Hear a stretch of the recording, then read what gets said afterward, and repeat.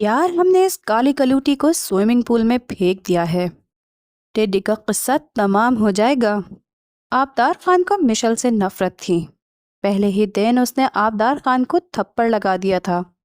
तब से आबदार को इस मिडिल क्लास लड़की से नफरत थी। उनकी बात पर आबदार भागता हुआ स्विमिंग पूल के पास गया तो उसका वजूद पूल में बेजान पड़ा था। आबदार खान जैसा मगरूर जिसे किसी की परवाह तक नहीं होती थी, स्विमिंग पूल में छलांग लगाकर उसे निकाला। पागल हो? आबदार ने उस नेक परवीन के होश में है आते ही इल्जाम लगा देना है। आबदार उसे हर तरह से होश में लाने की कोशिश करने लगा। खबरदार, जो किसी ने दोबारा ऐसी हरकत की, वो बीवी है मेरी। आबदार उसे बाजुओं में उठाता अपने फ्लैट पर। आज उसका यूनिवर्सिटी में पहला दिन था और वो बहुत एक्साइटेड थी। इसी एक्साइटमेंट के चक्कर में वो भागती हुई अपनी पहली क्लास लेने जा रही थी, मगर बदकिस्मती से सामने आते हुए उस नवाबजादे से टकरा गई थी। उसे देखते ही वो खड़ी हो गई थी। अंधे हो क्या? तुम्हें नजर नहीं आता कि सामने से आती हुई लड़की भी दिखाई नहीं दी? इतने बड़े हट्टे कट्टे नौजवान हो। उसे यूं देखकर उस पर चीखने लगी थी। आबदार अपनी आंखों से ग्लासेस उतारता हुआ उसे देखने लगा। तुम आबदार पर चिल्लाओगी तो आबदार कौन सा खुदा है जिस पे मैं ना चिल्लाऊं? तुम जैसे लड़कों की तो अच्छी तरह अकल ठिकाने आती है। हा हा हा, वो मुस्कुराया। वैसे तुमने अपनी शक्ल देखी है? माँ सी लग रही हो। यहाँ तुम करने क्या आई हो यूनिवर्सिटी में? ओह अच्छा, शायद झाड़ू पोछा करने आई होंगी। उसके साथ खड़े लड़के और लड़कियों का ग्रुप कहा लगाकर हंसने लगा। अगले ही पल मिशेल का एक जोरदार थप्पड़ उसके चेहरे पर रसीद हो चुका था। तुमने खुद को क्या समझ रखा है? तुम यूनिवर्सिटी के खुदा हो क्या? आज मेरा पहला दिन है और आते ही मनहूस इंसान मेरा दिन खराब कर गया। वो गुस्से में ये कहती हुई वहां से चली गई थी।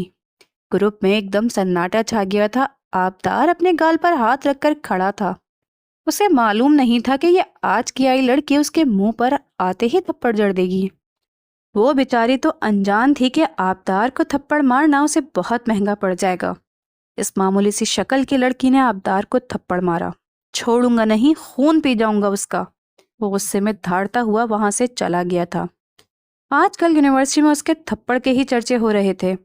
वो क्लास लेकर जब बाहर आई तो उसे चंद लड़कियों ने घेर लिया था। तुमने आबदार को थप्पड़ मारा है?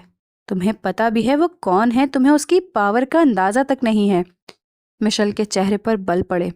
इस टाइम तो वो थप्पड़ मार कर अपनी क्लास में चली गई थी, मगर अब तो यूनिवर्सिटी की एक एक लड़की उसे डरा रही थी। जिसके पास जाती वो उसे यही कहती कि आबदार को उसे थप्पड़ नहीं मारना चाहिए था। जंगल की आग की तरह ये बात पूरी यूनिवर्सिटी में फैल गई थी कि आबदार को मिशेल ने थप्पड़ मारा है। मिशेल थोड़ी देर बाद चौंकी थी। तो मैंने क्या गलत किया है? जब कोई आपके किरदार पर, आपके चेहरे पर बात करेगा तो उसका मुंह तोड़कर रख देना चाहिए। हाँ, अब वो तुम्हारा मुंह तोड़कर रखेगा। देखना, तुमने जो भी तुम्हारे साथ होगा उसकी जिम्मेदार तुम खुद होंगी। ये बात याद रखना। मैं थोड़ा ही किसी से डरती हूँ। वो ये कहती हुई वहां से चली गई थी। मगर अगले ही पल जब वो घर पहुंची तो घर की हालत देखकर उसके सर पर आसमान टूट पड़ा था। सहन में तमाम बर्तन बिखरे हुए थे। सामान टूट फूट का शिकार हो चुका था। घर को इस तरह देखकर वो खौफजदा हो गई थी। माँ, छोटा भाई और मंझली बहन वहीं खड़े थे। वो फूट फूट कर रो रही थीं। अम्मी, अम्मी जान, क्या हुआ है? और ये घर की हालत किसने की है? मुझे नहीं पता बेटा, न जाने कौन लोग थे। बस इतना कहकर गए हैं कि अपनी बेटी को बता देना कि आबदार खान को उसने थप्पड़ मारा है और इस थप्पड़ का बदला वो सारी जिंदगी भुगतेगी। क्या मतलब? उसकी माँ आंखें रगड़ने लगी थी। अम्मी कुछ तो बताएं, मुझे बहुत ही डर लग रहा है। अरे तुम इसलिए यूनिवर्सिटी गई थी? तुम्हें पता है ना कितनी मुश्किलों से हम तुम्हारे खर्चे और फीसें इकट्ठी कर रहे हैं, और तुमने जाते ही अमीरों के साथ हाथापाई कर ली। तुम्हें बचपन से ही समझाती आई हूँ, ख्याल करो, कल को तुम्हारा रिश्ता भी होना है। अब बताओ कौन भरेगा ये नुकसान? बताओ मुझे। इतनी मुश्किल से मेरी मेहनत थी, सारा घर बिखर गया, सामान तक तोड़ फोड़ कर चले गए, यहाँ तक के राशन भी ले गए साथ। अब हमारा महीना कैसे गुजरेगा? बताओ मुझे। उसकी माँ अपनी बेबसी पर आंसू बहाने लगी थी। मिशेल को पता ही नहीं था कि आबदार खान इतना खतरनाक है। उसे क्या मालूम था, उसने तो जल्दबाजी में अपना हाथ चला दिया था। اور اب آبدار احمد اپنے ہاتھ چلا رہا تھا۔ گھر کی یہ حالت دیکھ کر وہ بہت پریشان ہو رہی تھی۔ اب تو وہ یونیورسٹی بھی جانے سے ڈرنے لگی تھی، لیکن جو بھی تھا اسے یونیورسٹی تو جانا ہی تھا۔ صبح اٹھی، یونیورسٹی کے لیے ریڈی ہوئی، ماں اور بہن بھائی کی بے بسی دیکھی تو انہیں کہہ دیا کہ سیکنڈ ٹائم اکیڈمی سے ایڈوانس کی فیس لے گی اور گھر کے لیے کچھ راشن بھی لے آئے گی۔ اب وہ اس سے زیادہ اپنی ماں کو کوئی اور دلاسا دے بھی نہیں سکتی تھی۔ ماں نے پھر اسے ڈھیروں دعائیں دے کر یونیورسٹی کے لیے رخصت کیا۔ یونیورسٹی پہنچتے ہی اس کا سامنا پھر سے آبدار سے ہو گیا تھا۔ کیسی ہو مس بلیک کوئن؟ مشل اسے نظر انداز کرتی ہوئی آگے جانے لگی تو آبدار نے پھر سے اس کی کلائی پکڑ کر دبوچ لی تھی۔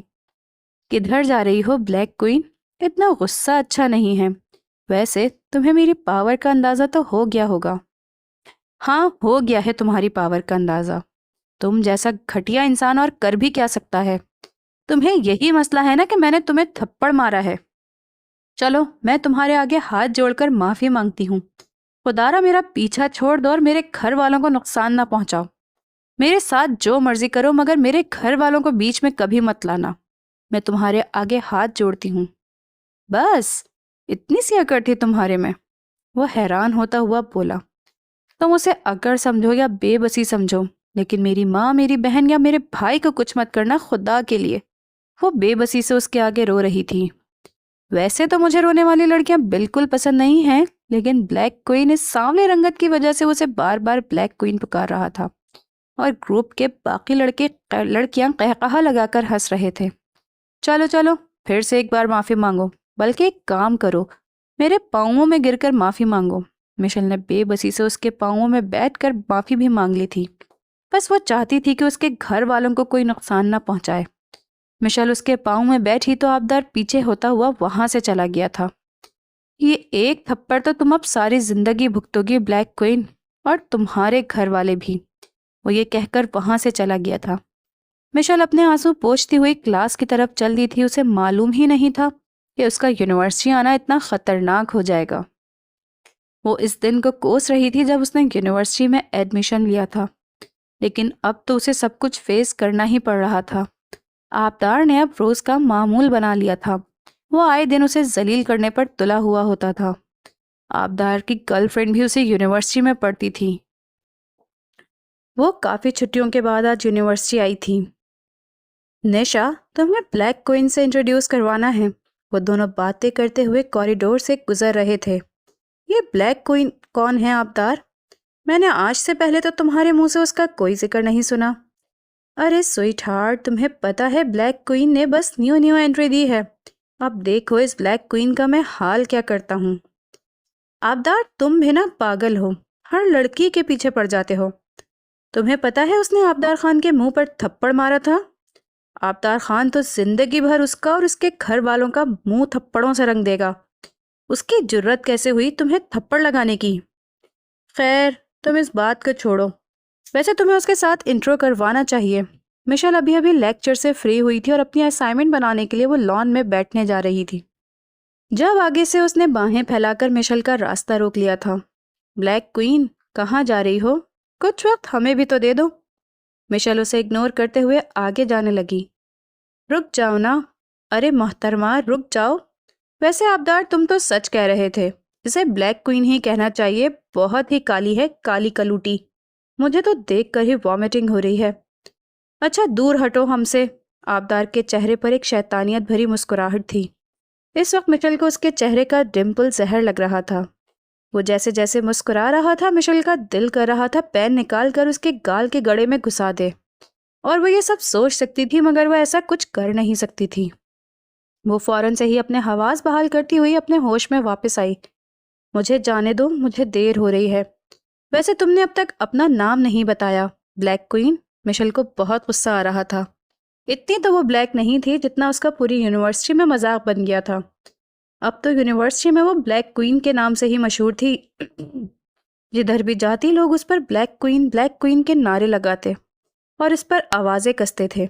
وہ یونیورسٹی میں جتنے دن بھی گزار رہی تھی بہت ہی ذلت کے ساتھ گزار رہی تھی، اور یہ سب کچھ صرف اور صرف اس ایک تھپڑ کی وجہ سے ہوا تھا۔ مشل کو یونیورسٹی سے چھٹی ہوئی تو وہ روڈ پر کھڑی گاڑی کا انتظار کر رہی تھی۔ گاڑی آنے میں کافی ٹائم تھا، دھوپ بھی بہت سخت تھی۔ وہ بار بار اپنا پسینہ صاف کر رہی تھی، ادھر ادھر لوگوں کی چہل پہل تھی۔ آج اس کے چہرے پر حد سے زیادہ تھکاوٹ تھی اور اسی چیز کا درد بھی موجود تھا جو وہ روز روز یونیورسٹی میں فیس کرتی تھی۔ اچانک سے اس کے سامنے ایک بڑی سی گاڑی رکی۔ لگتا ہے تھک گئی ہو، بیٹھ جاؤ، لفٹ دے دیتا ہوں مشل۔ مشل ادھر ادھر دیکھنے لگی۔ سڑک بالکل لوگوں سے بھری ہوئی تھی اور لوگ حیران کن نگاہوں سے اسے دیکھ رہے تھے۔ کم آن، آ جاؤ۔ اوہو بلیک کوئن، میں تو بھول جاتا ہوں۔ آ جاؤ نا، ہم تمہیں لفٹ دے دیتے ہیں۔ اس کے ساتھ دو چار دوست پنجے سے پنجہ لڑاتے ہوئے قہقہا لگا کر ہنس رہے تھے۔ وہ انہیں اگنور کرتی ہوئی چل دی تھی مگر آبدار نے آہستہ آہستہ اس کے پیچھے گاڑی لگا دی تھی۔ لوگ نہ جانے اس لڑکی کو کیا سمجھ رہے تھے۔ مشل نے رک کر فقط اتنا کہا، خدا کے لیے آبدار، میرا تماشا مت بناؤ، لوگ مجھے دیکھ رہے ہیں۔ میں بھی تو یہی چاہتا ہوں کہ لوگ تمہیں دیکھیں اور تم پر تھوکیں، جیسے تم نے اس دن میرے منہ پر تھپڑ مارا تھا۔ وہ کچھ کہے بنا آگے چلتی چلی گئی۔ آبدار نے اس کے سامنے گاڑی روک دی۔ ایک دم اس کے پاؤں سن سے ہو گئے تھے۔ اسے سمجھ ہی نہیں آ رہی تھی کہ کس طرف جائے۔ اس کے سارے دوست اس کے آس پاس کھڑے ہو کر قہقہے لگانے لگے۔ اب کہاں جاؤ گی بلیک کوئن، بتاؤ مجھے، اب کہاں جاؤ گی؟ ویسے تو تم بہت بہادر بنتی ہو، ایک تھپڑ لگاؤ نا سب کو اور کام تمام کر دو۔ وہ یہ کہتا ہوا اس کے قریب آ رہا تھا۔ تم کیا کر رہے ہو؟ پیچھے ہٹو، دور ہٹو۔ ارے ڈر کیوں رہی ہو؟ تم تو بہت بہادر ہو نا، تمہیں تو بہت شوق ہے یونیورسٹی میں بہادری دکھانے کا، یہاں تک کہ میرے منہ پر بھی اپنے بہادری کا نشان ثبت کر چکی ہو۔ میں کتنی بار آپ سے معافی مانگ چکی ہوں مگر آپ کو سمجھ نہیں آتی۔ چلو پھر سے ایک بار مجھ سے یہاں معافی مانگو، سڑک کے بیچوں بیچ اونچا اونچا چلا کر کہو کہ آبدار خان، میں تم سے معافی مانگتی ہوں اور میں بہت کالی ہوں۔ چلو شاباش، چلو۔ یہ ذلت کی آخری انتہا تھی اور مشل اندر سے دل ہی دل میں رو رہی تھی۔ وہ روتے ہوئے نفی میں سر ہلانے لگی۔ میں یہ نہیں کہوں گی۔ کیوں نہیں کہو گی؟ تھپڑ مارتے ہوئے تو تمہیں ان سب کا خیال نہیں آیا۔ چلو شاباش، بولو۔ وہ اس کے ہاتھ سے بیگ چھیننے لگا تھا مگر اگلے ہی پل اس نے اپنے بیگ کو مضبوطی سے تھام لیا۔ خدا کے لیے مجھے جانے دو، میری ماں کی طبیعت خراب ہے۔ اتنے میں ایک بزرگ کھڑے ہوئے جو کب سے یہ تماشا دیکھ رہے تھے۔ شاید وہ آبدار خان کو جانتے تھے۔ آبدار، یہ کیا ہو رہا ہے؟ وہ اس پر چیخ پڑے تھے جیسے کہ اس پر بہت رعب جماتے ہوں۔ آبدار اسے دیکھ کر فوراً سے پیچھے ہوا۔ خان بابا، آپ؟ آبدار، مجھے تم سے یہ امید نہیں تھی۔ اور یہ سڑک پر لڑکی کو کیوں روک رکھا ہے؟ کیا معاملہ ہے؟ بتاؤ مجھے۔ بیٹی، تم گھر جاؤ۔ خان لالا کچھ نہیں، وہ یونیورسٹی کی کچھ باتیں کر رہے تھے۔ آبدار، تمہیں یہ سکھایا ہے؟ تمہاری رگوں میں خان کا خون دوڑتا ہے اور خان تو عزت کے رکھوالے ہوتے ہیں اور تم لڑکی کو بیچ چوراہے میں کیوں کھڑا کر کے رکھے ہوئے ہو؟ جاؤ بیٹی، گھر جاؤ۔ وہ بوڑھا انسان کسی فرشتے کی طرح مشل کی زندگی میں آیا تھا۔ مشل نے بنا دیر کیے وہاں سے پیچھے مڑ کر بھی نہ دیکھا اور اپنی منزل کو چل دی تھی۔ میں جانتا ہوں آبدار، معاملہ کوئی اور ہے، وہ اپنے پشتون لہجے میں بول رہا تھا۔ خان بابا، کوئی بات نہیں ہے۔ تم ہٹے کٹے اتنے لڑکے بیچاری لڑکی کو کیوں پریشان کر رہے تھے؟ میرے خیال سے آبدار، تمہارے بابا کو شکایت لگانی چاہیے۔ نہیں خان بابا، نہیں، ایسی بات نہیں ہے۔ آئندہ میں نے تمہیں کسی لڑکی کو پریشان کرتے دیکھا نا تو پھر دیکھنا نہیں۔ خان بابا، آپ غلط سمجھ رہے ہیں، میں بالکل ٹھیک سمجھ رہا ہوں، وہ غصے میں کہہ رہے تھے۔ اور اب اپنے گھر کو جاؤ، یہاں کیوں تماشا لگا رکھا ہے؟ خانوں کو یہ زیب نہیں دیتا کہ بیچ چوراہے میں کھڑے ہو کر بدماشیاں کریں۔ اب میری شکل کیا دیکھ رہے ہو؟ گھر جاؤ۔ مراد خان سے تو میں بات کرتا ہوں کہ آبدار کو تھوڑی سی لگام دو۔ تم کب سے لڑکیوں پر حکم جمانے لگے ہو؟ میں جانتا ہوں تم اس لڑکی سے کیا بات کر رہے تھے۔ کسی کے یوں رنگ کا مذاق اڑانا بہت بری بات ہے۔ اگر تم خود خوبصورت ہو، اللہ نہ کرے تمہارے ساتھ کوئی حادثہ ہو جائے اور تم کسی کو منہ دکھانے کے قابل نہ رہو، تو پھر بتاؤ ہمیں بنانے والا رب ہے۔ وہ بابا غصے میں نہ جانے کیا کیا آبدار کو سنائے چلے جا رہے تھے اور آبدار ان کی بہت عزت کرتا تھا۔ بچپن سے ہی آبدار ان کے پاس کھیلتا ہوا بڑا ہوا تھا۔ وہ اس کے بابا کے پرانے دوست تھے۔ خان بابا، پلیز پلیز آپ میرے بابا جان کو کچھ مت بتائیے گا۔ تو پھر وعدہ کرو کہ آئندہ تم کسی لڑکی کو یوں پریشان نہیں کرو گے۔ میں آپ سے وعدہ کرتا ہوں خان بابا، آئندہ میں ایسا کچھ نہیں کروں گا۔ چلو ٹھیک ہے، جاؤ یہاں سے۔ صبح صبح کس کی شکل دیکھ لی ہے؟ آج تو دن ہی برا ہے۔ خان بابا بڑبڑاتے ہوئے وہاں سے چلے گئے تھے۔ ارے آبدار، تم اس بڈھے سے کیوں ڈر گئے؟ اس کے دوست اس سے پوچھنے لگے۔ یہ بڈھا نہیں، میرے لیے میرے باپ کی جگہ رکھتے ہیں، اور تم لوگ بہتر جانتے ہو اگر مراد خان میرے پاپا تک کوئی ایسی ویسی بات چلی گئی تو یونیورسٹی سے اٹھوا کر سیدھا مجھے ڈیرے پر پھینکوا دیں گے، پر وہاں مجھ سے نوکروں چاکروں کا کام کچھ بھی نہیں دیکھا جاتا۔ ان کاموں سے بچنے کے لیے ہی تو میں پڑھائی کر رہا ہوں، لیکن اس لڑکی کو تو میں چھوڑوں گا نہیں، اسے تو سبق سکھا کر رہوں گا۔ ارے لیکن ابھی تو تم نے خان بابا سے وعدہ کیا تھا۔ تو بابا، خان بابا کے فرشتوں کو بھی نہیں پتا ہوگا، بس کسی طریقے سے کہ لڑکی میرے ہاتھ لگ جائے، پھر دیکھنا اس کا آبدار کیا حال کرتا ہے۔ وہ یہ کہتے ہوئے دوبارہ گاڑی میں سوار ہو چکے تھے۔ مشل جب سے یونیورسٹی سے آئی تھی گھٹنوں میں منہ دیے روتی جا رہی تھی۔ مما گھنٹوں میں پوچھ چکی تھی کہ کیا ہوا مشل، کچھ تو بتاؤ۔ امی، وہ امیر زادہ بہت بگڑا ہوا ہے، یہاں تک کہ ہماری تو عزت کا مذاق بنا دیا ہے۔ اس نے سڑکوں پر کھڑا کر کر مجھے ذلیل کیا ہے۔ میں اب یونیورسٹی نہیں جاؤں گی، مجھے نہیں کرنی پڑھائی، مجھے بالکل بھی پڑھائی نہیں کرنی۔ دیکھو مشل، پاگل مت بنو، تم تو بہت بہادر ہو نا، تم نے بچپن سے مشکلوں کا سامنا کیا ہے، تمہیں آگے پڑھنا چاہیے، آگے بڑھنا چاہیے۔ مجھے نہیں پڑھنا، میں اب کسی کا سامنا نہیں کروں گی، روز روز سڑکوں پر یونیورسٹی میں کہیں بھی اپنا تماشا نہیں لگواؤں گی، بلکہ ہم یہ شہر ہی چھوڑ کر چلے جائیں گے، کیونکہ جب تک ہم یہاں رہیں گے وہ مجھے پریشان کرتا رہے گا۔ وہ عجیب عجیب سی باتیں کر رہی تھی، اس کی ماں کے دل میں ہول اٹھ رہا تھا۔ کچھ تو بتاؤ مشل، ہوا کیا ہے؟ امی جان، آبدار سڑکوں پر کھڑا کر کے مجھے ذلیل کرتا ہے، کبھی مجھے کہتا ہے کالی کلوٹی، کبھی کچھ۔ کیا میں اتنی بدصورت ہوں؟ یا پھر ایک تھپڑ کا بدلہ اتنا برا ہوتا ہے؟ 1000 بار تو میں اس شخص سے معافی مانگ چکی ہوں، مگر وہ نہ معاف کرتا ہے، بس ہر ایک کے سامنے ذلیل ہی کرتا رہتا ہے۔ تم پریشان مت ہو، اللہ تعالیٰ سب کچھ ٹھیک کر دے گا۔ تم بہت بہادر ہو، تمہیں پتہ ہے نا تمہارے باپ نے ہمیں کتنا ذلیل کیا تھا۔ دیکھو اب تمہارا باپ کہاں ہے اور ہم کہاں ہیں۔ شاید ہمارا نصیب ہی ایسا ہے، ہمارے نصیب میں ٹھوکریں لکھی ہیں، اور جو بیٹا ٹھوکریں کھاتے ہیں نا وہی زندگی میں کامیاب ہوتے ہیں۔ تم اپنی اسٹڈی بالکل نہیں چھوڑو گی۔ میں یونیورسٹی نہیں جاؤں گی، وہ یہ کہتی ہوئی اپنی آنکھیں رگڑتی ہوئی روم میں چلی گئی تھی۔ آج وہ بے صبری سے انتظار کر رہا تھا، مگر آج تو وہ یونیورسٹی آئی ہی نہیں تھی۔ مشل کو وہ شدید بے چینی سے تاک رہا تھا، اسے سمجھ ہی نہیں آ رہی تھی وہ اس کے لیے بے چین کیوں ہو رہا ہے۔ ہیلو آبدار، کسی کا ویٹ کر رہے ہو؟ نشا ہاتھوں میں بکس پکڑے ہوئے اس کے قریب آئی تھی۔ نہیں، کیا ہو گیا ہے، کس کا ویٹ کر رہے ہو؟ تمام فرینڈز تو آ چکے ہیں، سب ٹھیک تو ہے نا؟ ہاں ٹھیک ہے، تم چلو میں آ رہا ہوں۔ مجھے تم کچھ پریشان لگ رہے ہو آبدار، کچھ ہوا ہے تو بتاؤ۔ کیا؟ ہاں نہیں، مجھے تو کچھ بھی نہیں ہوا، تم جاؤ میں یہاں سے، میں نے بولا نا میں آ رہا ہوں۔ وہ اس پر برس پڑا تھا۔ ایسا بھی کیا ہو گیا جو مجھ پر غصہ کر رہے ہو؟ ویسے بھی میں جا ہی رہی تھی، کھڑی ہو کر تمہارا انتظار تو نہیں کر سکتی نا۔ وہ غصے میں یہ کہتے ہوئے اپنے بالوں کو جھٹکا دے کر وہاں سے چلی گئی تھی۔ آبدار کسی گہری سوچ میں گم ہو گیا تھا، اسے کچھ سمجھ ہی نہیں آ رہا تھا کہ اس کے ساتھ اچانک سے کیا ہو گیا۔ پھر وہ اپنی سوچوں کو جھٹکتا ہوا اپنی کلاس کی طرف بڑھ چکا تھا۔ یہ تم نے کیا حالت بنا لی ہے، اٹھو ناشتہ کرو۔ کسی بھی صورت مشال کا بخار کم ہی نہیں ہو رہا تھا، اس کا جسم پورا کانپ رہا تھا، سر میں الگ درد تھا۔ امی جان، مجھ سے بالکل بھی نہیں اٹھا جا رہا، آپ مجھے میڈیسن لا دیں بخار کی۔ ہاں وہ تو میں تمہیں رات سے دے رہی ہوں، مگر تمہارا بخار کیوں نہیں ٹوٹ رہا؟ دیکھو تمہارے بہن بھائی بھی تمہاری وجہ سے بہت پریشان ہو رہے ہیں، اور تم یونیورسٹی بھی نہیں جا رہی، پڑھائی کا بھی حرج ہو رہا ہے۔ امی، میرے سر میں بہت درد ہے، پلیز مجھے ہاسپٹل جانا ہے۔ بیٹا، ہم جیسے غریب ہاسپٹل ہی نہیں جا سکتے، وہ بھی اتنا دور ہے کہ کیا بتاؤں، اور میرے پاس تو اتنا کرایہ بھی نہیں ہے۔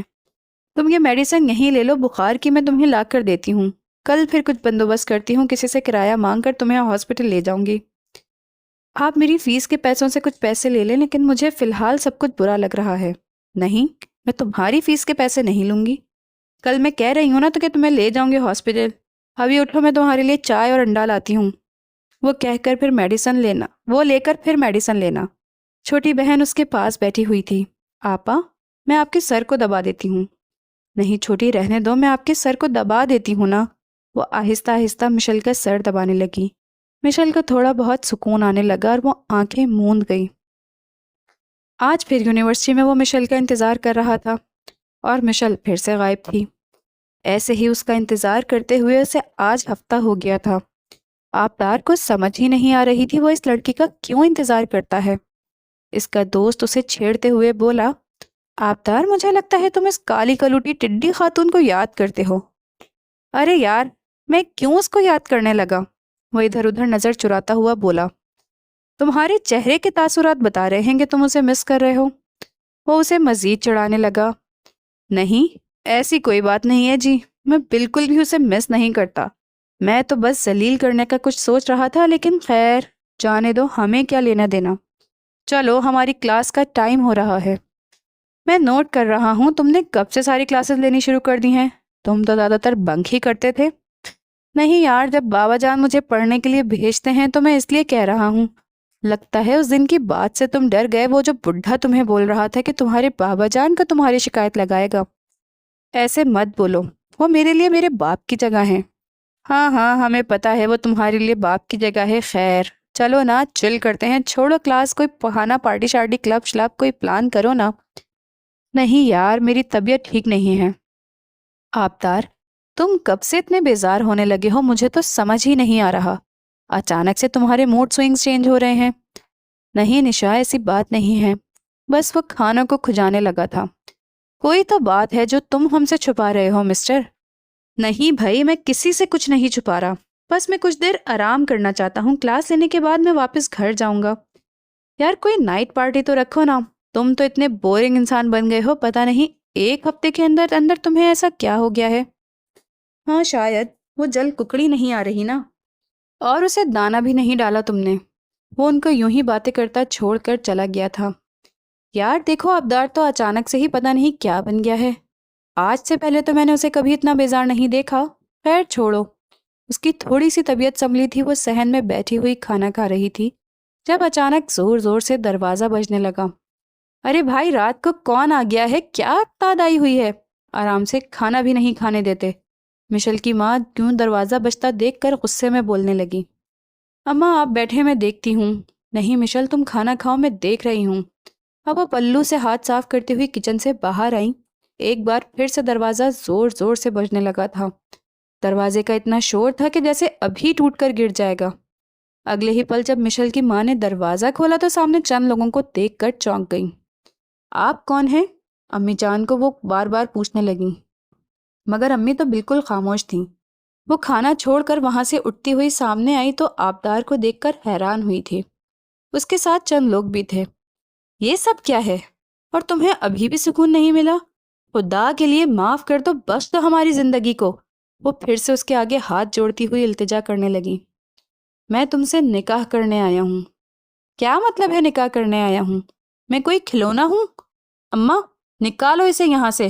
مشل اسے دھکا دینے لگی، مگر اگلے ہی پل آبدار نے اس کی بازو کو دبوچ لیا۔ میں تم سے نکاح کرنا چاہتا ہوں، اور اگر تم نے نکاح سے انکار کیا نا تو محلے والوں کے سامنے تمہیں بہت رسوا کروں گا۔ تم جانتی نہیں ہو آبدار کو۔ جاؤ یہاں سے، چھوڑ دو مجھے۔ وہ بے بسی سے رونے لگی تھی۔ پلیز جاؤ یہاں سے۔ آبدار کے آگے اس کی اماں ہاتھ جوڑنے لگیں۔ آنٹی، میں آپ کی بیٹی کو عزت دینا چاہتا ہوں، مگر شاید آپ جیسے چھوٹے لوگوں کو عزت راس نہیں آتی۔ اگر عزت نہیں تو پھر کچھ اور بھی میں کر سکتا ہوں، اور مجھے کوئی روکے گا بھی نہیں۔ ویسے آپ کی چھوٹی بیٹی بھی گھر پر ہی ہے۔ وہ خباثت سے بولنے لگا۔ بکواس بند کرو۔ مشل اس پر برس پڑی تھی۔ خدا کا خوف کرو، ہم غریبوں کو جینے دو، خدا مت بنو۔ خدا نہیں بن رہا ماں جی، میں تو بس آپ کی بیٹی کا ہاتھ مانگ رہا ہوں۔ میں کون سا کوئی قیمتی چیز مانگ رہا ہوں؟ ویسے بھی اس معمولی سی شکل کی لڑکی سے شادی کون کرے گا؟ بس آپ میری شادی کروا دیں اس سے، پھر آپ کی زندگی بخش دی جائے گی۔ جاؤ یہاں سے تم، مجھے تم سے کوئی نکاح نہیں کرنا۔ وہ گلے کے بل چلاتی ہوئی بولی۔ نہیں، میں تم سے نکاح کیے بنا تو نہیں جاؤں گا۔ قاضی صاحب اندر آ جائیں۔ گواہ، قاضی، وہ سب کچھ اپنے ساتھ لایا تھا، یہاں تک کہ اس کے اوپر دلہن کا دوپٹہ اڑھانے کے لیے سرخ رنگ کا دوپٹہ بھی لے آیا تھا۔ جاؤ یہاں سے، مجھے تم سے کوئی شادی وادی نہیں کرنی۔ ارے ایسے کیسے؟ تمہارے تو اچھے بھی کریں گے، نہیں تو اس کی چھوٹی بہن اور بھائی کو اٹھا لو۔ کچھ لوگوں نے اس کی بہن اور بھائی کو پکڑ لیا تھا، وہ دونوں چیخنے لگے۔ ہمیں چھوڑو۔ اس کی ماں بھی بے بسی سے رو رہی تھی۔ ان کو اب تبھی معافی ملے گی جب تم نکاح نامے پر سائن کرو گی۔ نہ چاہتے ہوئے بھی اب مشل کو نکاح کرنا پڑ رہا تھا۔ قاضی نکاح پڑھا رہا تھا۔ آبدار نے وہ سرخ دوپٹہ اس کے اوپر اڑایا۔ 5 منٹ میں ان دونوں کا نکاح ہو چکا تھا اور اگلے ہی پل اس کے دونوں بہن بھائیوں کو اس نے چھوڑ دیا تھا اور وہ لوگ وہاں سے جا چکے تھے۔ وہ اپنی ماں کے گلے لگ کر پھوٹ پھوٹ کر رو رہی تھی۔ امی، ہماری زندگی اتنی بری کیوں ہو گئی ہے؟ آخر کیا کمی رہ گئی تھی؟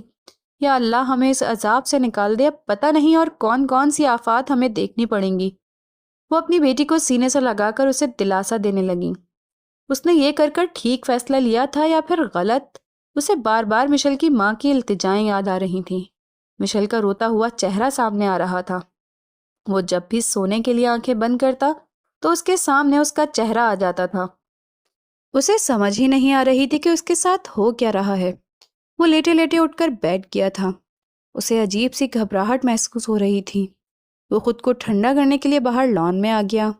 اس کے موبائل کی رنگ ہونے لگی۔ دیکھا تو نشا کا نمبر جگمگا رہا تھا۔ اس نے موبائل کی اسکرین ہی آف کر دی۔ نہ جانے کتنی دیر وہ باہر بیٹھا ہوا کن سوچوں میں گم تھا۔ اب تو مشل نے بھی طے کر لیا تھا کہ چاہے جو بھی ہو وہ ہمت سے ان سارے معاملات کو فیس کرے گی۔ اس نے یونیورسٹی جانا پھر سے شروع کر دیا تھا۔ اب آبدار سے سامنا ہو بھی جاتا تو وہ خاموشی سے اپنی راہ بدل دیتی تھی۔ آبدار اس کے کبھی کبھار تعاقب میں رہتا تھا۔ آج وہ لائبریری میں کوئی بک پڑھ رہی تھی جب وہ اس کے سامنے آ کر بیٹھ گیا، مگر مشل اپنی اسٹڈی میں مصروف رہی۔ مجھے تم سے بات کرنی ہے۔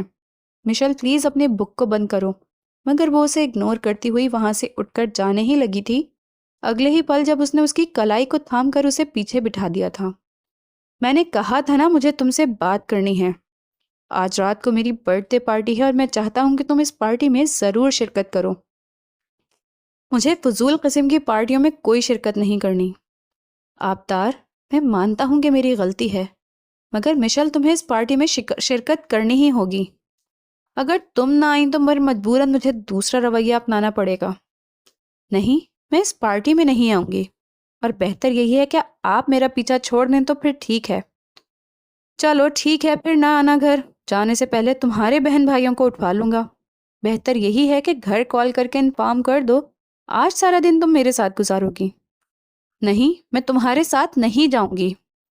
آخر تمہیں اکڑ کس بات کی ہے؟ وہ اب اس کے اوپر چیخ پڑا تھا۔ اکڑ مجھ میں ہے یا تم میں ہے آبدار خان؟ ویسے بھی مجھے خانوں کی سمجھ نہیں آتی۔ تم لوگ تو ہوتے ہی پہاڑی اور جنگلی ہو۔ کیا؟ مجھے تم نے جنگلی کہا؟ وہ غصے سے اٹھ کھڑا ہوا تھا۔ لائبریری میں ان دونوں کے سوا کوئی موجود نہیں تھا۔ ہاں، تم بالکل جنگلی ہو۔ تمہارے اندر جہالت بھری پڑی ہے۔ پڑھے لکھے ہونے کے باوجود بھی تمہیں کوئی حق نہیں کہ تم دوسروں کے خدا بنو۔ خدا نہیں بن رہا، تمہارا شوہر ہوں میں۔ یہ کیا تم نے بات بات پر شوہر لگایا ہوا ہے؟ اور تم تو مجھے بلیک کوئین کہتے تھے نا؟ تو بلیک کوئین تمہاری زندگی میں شامل ہو ہی نہیں سکتی۔ تو بہتر یہی ہوگا کہ تم میرا پیچھا چھوڑ دو۔ اگلے ہی پل وہ اسے الماری کے ساتھ پن کر گیا تھا۔ اس کا یہ رویہ دیکھ کر مشل کی سانسیں رک رہی تھیں۔ وہ آہستہ سے اس کے قریب آ رہا تھا، یہاں تک کہ اس نے اپنے ہونٹ اس کی پیشانی پر رکھ دیے اور وہ خشک گھونٹ بھر کر رہ گئی۔ اس کا لمس محسوس ہوتے ہی اس کی ریڑھ کی ہڈی میں سنسناہٹ سی چھا گئی تھی۔ یاد رکھنا، پارٹی میں آنا ہے آج رات کو۔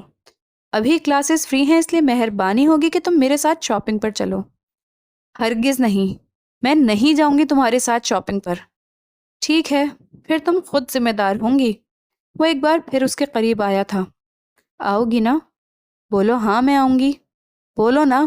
وہ پھر سے اس سے سوال کرنے لگا۔ ہاں ہاں میں آؤں گی، آ جاؤں گی۔ پکا آؤ گی نا؟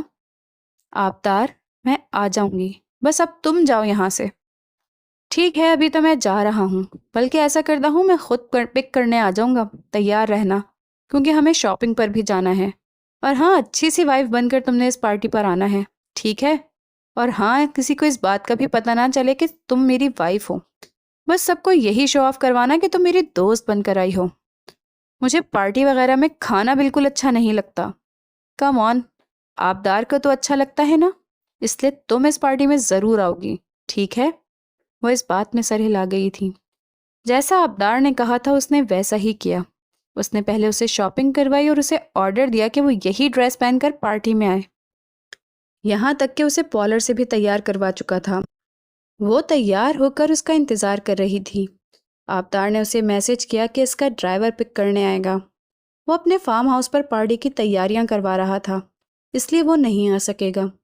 مشل بہت نروس ہو رہی تھی۔ آج سے پہلے وہ کسی بھی برتھ ڈے پارٹی پر نہیں گئی تھی اور اس کا دل بھی جانے کو تیار نہیں تھا۔ اس کا دل بہت خوف کھا رہا تھا۔ تھوڑی دیر بعد ڈرائیور آیا۔ اس نے بتایا کہ اسے آبدار نے بھیجا ہے۔ اس سے پہلے اس نے یوں لانگ میکسی کبھی نہیں پہنی تھی اور نہ ہی میک اپ میں پایا تھا، مگر آج وہ غضب کی خوبصورت لگ رہی تھی۔ یہاں تک کہ اس نے کال کر کر اپنی ماں کو آبدار کی حرکت کے بارے میں بتایا۔ اس کی ماں بیچاری کچھ نہیں کر سکتی تھی۔ اس نے صرف یہی کہا کہ وہ تمہارا شوہر تو ہے نا، چلو جو بھی ہے تم اس کی عزت تو ہو نا، وہ تمہارے ساتھ کچھ غلط نہیں ہونے دے گا، باقی جو ہوگا دیکھا جائے گا۔ وہ ماں کی طرف سے بھی مطمئن ہو گئی تھی۔ اب وہ دل میں خوف لیے اس پارٹی میں جا رہی تھی۔ کافی دیر بعد ڈرائیور نے اسے خوبصورت سے فارم ہاؤس کے سامنے اتارا۔ جب وہ اس کے سامنے اتری تو ڈرائیور نے بولا کہ میم اندر آپ جائیں، یہی آبدار صاحب کا فارم ہاؤس ہے۔ وہ جھجکتی ہوئی اندر کی طرف قدم بڑھا رہی تھی۔ اسے کچھ سمجھ بھی نہیں آ رہا تھا۔ سوئمنگ پول کے قریب تمام ڈیکوریشن ہو چکی تھی۔ تقریباً تمام یونیورسٹی کے دوست وہاں موجود تھے، لیکن آبدار کا دور دور تک کوئی نام و نشان نہیں تھا۔ وہ دوستوں سے آبدار کا پوچھنے لگی۔ اس کا دوست آج بھی اس کا مذاق بنانے لگے تھے۔ ارے دیکھو آج تو پھر نہیں مہمان بھی پارٹی میں آ گئی ہے۔ آبدار تو اسے منہ تک نہیں لگاتا اور دیکھو بڑی آئی پارٹی میں۔ ویسے ایک بات تو بتاؤ، کوئی گفٹ وغیرہ بھی آبدار کے لیے لائی ہو یا پھر کھانے پینے کے لیے آ گئی ہو؟ Black queen. لیکن مشل نے انہیں کوئی جواب نہ دیا اور وہ خاموشی سے سوئمنگ پول کے قریب جا کر کھڑی ہو گئی تھی۔ اس نے سوچا کہ جب تک آبدار نہیں آئے گا اس کے کسی دوست سے ہم کلام نہیں ہوگی۔ اس کے دوست اسے مزید چڑھا رہے تھے، یہاں تک کہ ایک نے اسے سوئمنگ پول میں دھکا دے دیا۔ مشل کو بالکل بھی تیرنا نہیں آتا تھا اور سوئمنگ پول میں تو گرنے کے بعد اس کی سانسیں بھی نہیں آ رہی تھیں۔ وہ بیچاری ہیلپ ہیلپ چلا رہی تھی، لیکن سب اس کا مذاق بنا رہے تھے۔ دیکھو تو صحیح کیسے چلا رہی ہے، کالی کلوٹی کہیں کی، اپنے آپ کو پتہ نہیں کیا سمجھ رہی ہے۔ یہاں آ کر تو آبدار پر ایسے حق جما رہی تھی جیسے آبدار ہی اس کا سب کچھ لگتا ہو۔ آبدار کو تو سخت چڑھ ہے اس لڑکی سے۔ وہ مستقل ہیلپ ہیلپ چلا رہی تھی، پانی اسے کندھوں سے بھی اوپر تک آ رہا تھا۔ نہ تو اس کو اس بیچاری کو تیرنا آ رہا تھا اور نہ ہی اس کے دوستوں کا گروپ اس کی مدد کر رہا تھا، بلکہ پاس کھڑے ہو کر قہقہے لگا رہا تھا۔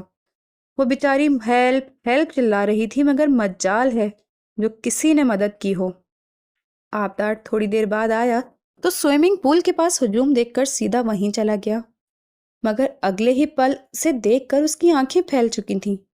تم لوگ اندھے ہو کیا؟ یہ کیسے سوئمنگ پول میں گری؟ وہ ان سب پر برس پڑا تھا۔ وہ چلا چلا کر بے ہوش ہو چکی تھی اور تمام کھڑے ہو کر اس کی بے بسی کا مذاق اڑا رہے تھے۔ آبدار نے بنا دیر کیے سیدھا سوئمنگ پول میں چھلانگ لگا دی۔ اگلے ہی پل وہ اسے اپنی باہوں میں بڑھتا ہوا سوئمنگ پول سے باہر لے آیا تھا، مگر اسے بالکل بھی سانس نہیں آ رہا تھا۔ آبدار بار بار اسے سانس دینے لگا تھا۔ ارے آبدار پاگل ہو گئے ہو کیا؟ یہ کیا کر رہے ہو؟ اگر اسے ہوش آ گیا تو یہ پھر کوئی نہ کوئی الزام لگا دے گی تم پر۔ تم تو ایک تھپڑ کی خاطر اس لڑکی کو گلے ہی ڈال رہے ہو۔ بہت نیک پروین بنتی ہے ویسے، لیکن مجھے سمجھ نہیں آ رہی کہ یہ تمہاری پارٹی میں کیا کرنے آ گئی۔ نہ تو ہم نے اسے انویٹیشن دیا ہے، آج سے پہلے امیروں والا کھانا نہیں کھایا ہوگا نا، آج وہ کھانے آ گئی ہوگی۔ بکواس بند کرو تم لوگ، وہ غصے سے دھاڑ رہا تھا اور بار بار کبھی اس کی پیشانی سہلاتا، کبھی اس کے ہاتھ پاؤں کی تلیاں، اور یہاں تک کہ اسے بار بار سانس بھی دے رہا تھا، مگر مشل کو بالکل بھی ہوش نہیں آ رہا تھا۔ آبدار پاگل ہو گئے ہو، اسے کہیں پھینک کر آتے ہیں یا ٹھکانے لگا دیتے ہیں۔ تم لوگ بکواس بند کرو، بیوی ہے یہ میری۔ وہ سب پر برس پڑا تھا۔ اگر اسے کچھ بھی ہوا تو میں تم لوگوں کو جان سے مار دوں گا۔ سب لوگ ہکا بکا حیرانی سے ایک دوسرے کا منہ دیکھنے لگے۔ روم میں آنے کے بعد اسے بالکل بھی ہوش نہیں آ رہا تھا، شاید پانی اس کے اندر چلا گیا تھا۔ وہ مزید بنا دیر کیے اسے گاڑی میں ڈالتا ہوا ہاسپٹل لے کر چلا گیا۔ اس کے دوست بھی پریشان ہو چکے تھے۔ آبدار کو اتنا پریشان دیکھ کر ان کو کیا معلوم تھا کہ جس لڑکی سے وہ اتنا چڑھتا ہے وہ اسی کو اپنی وائف بنا لے گا۔ سچ تو یہ تھا کہ آبدار اس سے محبت کرنے لگا تھا اور اب وہ بہانے سے اسے اپنے قریب رکھنا چاہتا تھا۔ ہاسپٹل میں مشل کو کافی دیر بعد ہوش آیا۔ آبدار نے مشل کی ماں کو کال کر کے انفارم کر دیا تھا کہ مشل آج گھر نہیں آئے گی، وہ اس کے ساتھ ہی رہے گی اور وہ بالکل ٹھیک ہے۔ وہ کسی طریقے سے بس اس کی ماں کو مطمئن کرنا چاہتا تھا۔ مشل کو جب ہوش آیا تو ڈاکٹر نے بتایا کہ پریشانی کی کوئی بات نہیں ہے، وہ اسے لے کر گھر لے جا سکتا ہے۔ جب اسے گھر لے کر آیا تو سیدھا اپنے روم میں لے گیا۔ مشل بالکل خاموشی سے بیڈ پر لیٹ گئی تھی۔ اس میں کوئی ہمت ہی نہیں تھی کہ وہ اس سے کوئی تکرار کرے۔ اگلے ہی پل آبدار اس کے قریب آیا۔ پریشان مت ہو، میں نے تمہاری امی کو تمہارے بارے میں بتایا نہیں اور پلیز تم بھی نہ بتانا، اور بہتر یہی ہے کہ تم اس بات کو بھول جاؤ۔ میں تمہیں اپنے دوستوں کی طرف سے سوری کرتا ہوں، مجھے نہیں پتا تھا کہ میرے دوست تمہارے ساتھ ایسا کریں گے، میں بہت شرمندہ ہوں۔ وہ آہستگی سے اس کا ہاتھ اپنے ہاتھ میں لیتے ہوئے بولا، مگر وہ بالکل خاموش تھی۔ تو میری بات سن رہی ہو نا مشل، میں تم سے سوری کر رہا ہوں۔